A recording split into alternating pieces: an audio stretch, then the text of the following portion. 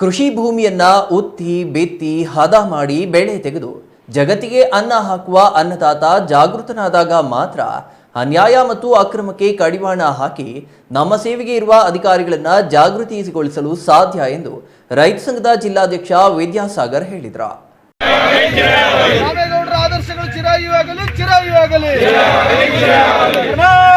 ನಂಜನಗೂಡು ತಾಲೂಕಿನ ಕಾಳಿಹುಂಡಿ ಗ್ರಾಮದಲ್ಲಿ ರೈತ ಸಂಘ ಮತ್ತು ಹಸಿರು ಸೇನೆ ಗ್ರಾಮ ಘಟಕದ ನೂತನ ಸದಸ್ಯರಿಗೆ ಹಸಿರು ಶಾಲು ನೀಡಿ ಕಾರ್ಯಕ್ರಮ ಉದ್ಘಾಟನೆ ಮಾಡಿದ ರೈತ ಸಂಘದ ಜಿಲ್ಲಾಧ್ಯಕ್ಷ ವಿದ್ಯಾಸಾಗರ್, ಕಾಳಿಹುಂಡಿ ಗ್ರಾಮದ ಶ್ರೀ ಮಹದೇಶ್ವರ ಸ್ವಾಮಿ ದೇವಾಲಯದ ಆವರಣದಲ್ಲಿ ಗ್ರಾಮದ ರೈತರು, ಯುವಕರು ಮತ್ತು ಸಾರ್ವಜನಿಕರು ರೈತ ಸಂಘ ಮತ್ತು ಹಸಿರು ಸೇನೆ ಗ್ರಾಮ ಘಟಕದ ವೇದಿಕೆ ಕಾರ್ಯಕ್ರಮ ಆಯೋಜಿಸಲಾಗಿತ್ತು.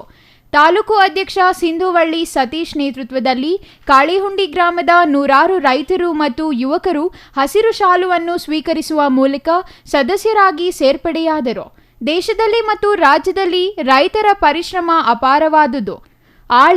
ಆಳುವ ಸರ್ಕಾರಗಳು ರೈತರ ಬಗ್ಗೆ ಜಾಗೃತಿ ವಹಿಸಿ ರೈತರಿಗೆ ಆಯಾ ಸಮಯಕ್ಕೆ ಬೇಕಾಗುವ ಬಿತ್ತನೆ ಬೀಜ, ರಸಗೊಬ್ಬರ ಮತ್ತು ಇತರೆ ಸೌಲಭ್ಯಗಳನ್ನು ಕಲ್ಪಿಸಿಕೊಡಬೇಕು.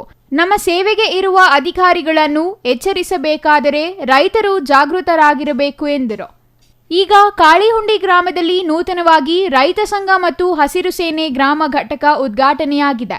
ಸದಸ್ಯರು ಮತ್ತು ಮುಖಂಡರಾಗಿರುವ ಎಲ್ಲರೂ ತಮ್ಮ ಅಭಿವೃದ್ಧಿಗೆ ಮತ್ತು ಇತರರ ಏಳಿಗೆಗೆ ಬದ್ಧರಾಗಿರಲು ಹಸಿರು ಶಾಲು ಧರಿಸಿರುವ ಮುಖಂಡರು ಪ್ರಾಮಾಣಿಕತೆಯಿಂದ ಹೋರಾಟ ಮಾಡಲು ಮುಂದಾಗಬೇಕು ಎಂದು ಸದಸ್ಯರಿಗೆ ಕಿವಿ ಮಾತು ಹೇಳಿದರು.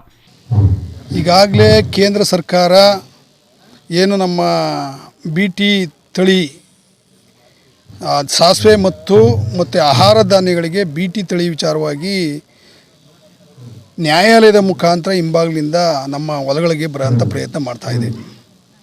ನಮ್ಮ ಬೀಜಗಳ ಭ್ರೂಣವನ್ನು ಕನ್ವರ್ಟ್ ಮಾಡಿ ಅದಕ್ಕೆ ಪ್ರಾಣಿಗಳ ಒಂದು ಕೊಬ್ಬನ್ನು ಸೇರಿಸೋಂಥದ್ದು, ಪ್ರಾಣಿಗಳ ಒಂದು ಜೆನೆಟಿಕ್ ಮಾಡಿಫೈಡ್ ಮಾಡಿ ನಮ್ಮ ಭೂಮಿಗೆ ಕೊಡೋಂಥ ಕೆಲಸನ ಹಿಂಬಾಗಿಲಿಂದ ಮಾಡ್ತಾ ಇರೋಂಥದ್ದು.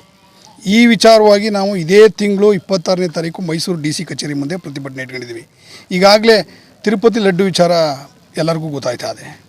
ತಿರುಪತಿ ಲಡ್ಡಲ್ಲಿ ದನಿನ ಕೊಬ್ಬಿತ್ತು, ಹಂದಿ ಕೊಬ್ಬಿತ್ತು, ಮತ್ತು ಸೋಯಾಬೀನ್ ಇತ್ತು, ಮೀನೆಣ್ಣೆ ಇತ್ತು ಅಂತ.